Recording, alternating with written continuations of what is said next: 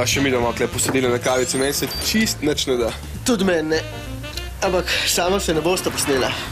Nos mi še vedno ni všeč. Bog pa od zadnji mi je hud, taka petka, sprednji mi je pa preveč potlačen. A je važno, kako zgleda. Važno, da se dobro pelje. Maš prav, ja, to pa BMW zna.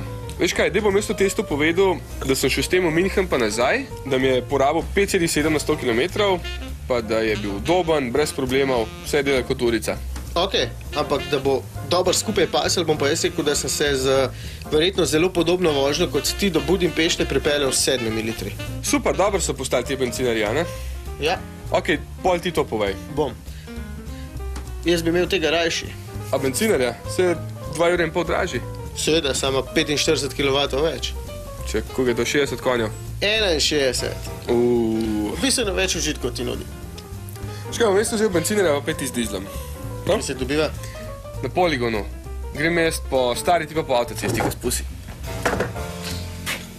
Ti spusi. Zdaj greš pa po avtocesti.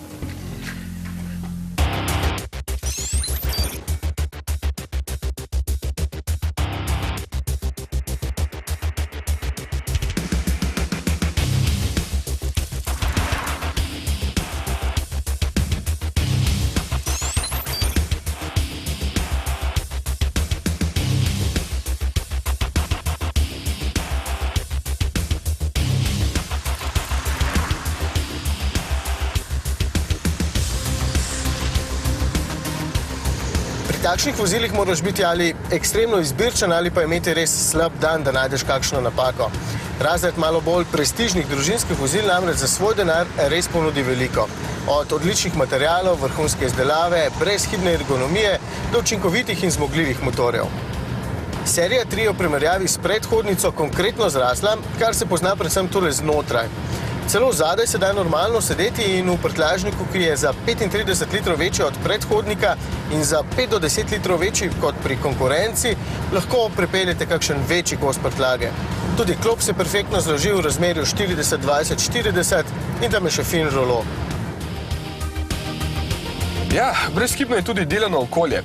Vsak si bo našel tako idealen položaj za volanom, vsi gumbi so tam, kjer jih rabim, da na tale iDrive se bo potrebno malo navaditi, da ne iščeš vsega v menijih.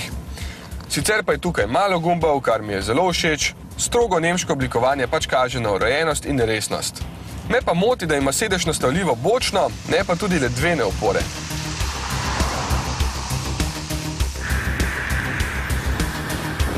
Starček. Dizel se prav lepo pelje, menjalnik je v obeh primerih odličen, samodejni z 8 stopnjami in smo ga še vsakič pohvalili, zato tudi tokrat brez izjeme. Motor je med vožnjo zelo tih, malce bolj pa ga boste slišali le pri majhnih hitrostih, iz 2 litrov prostornine pa iztisne 135 kW in kar je še bolj pomembno, 380 Nm navora, tako da odločno potegne iz srednjih vrtljajev, le z mesta potrebuje malce bolj odločno nogo. Ja, tukaj je bencinar v konkretni prednosti.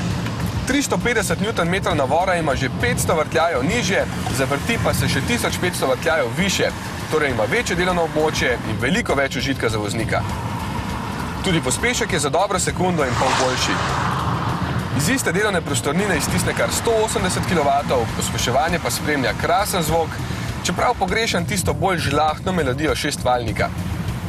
No, sem že kle, seveda pred Anžetom.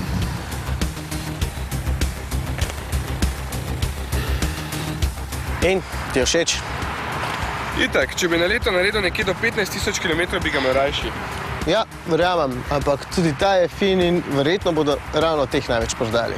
Ja, in tukaj je že. Tvoj stane osnovno 38, moj pa če 40 000 evrov, za toliko denarja pa že morate biti ok, ne? V bistvu sta 100 dodatna oprema, oba čez 50.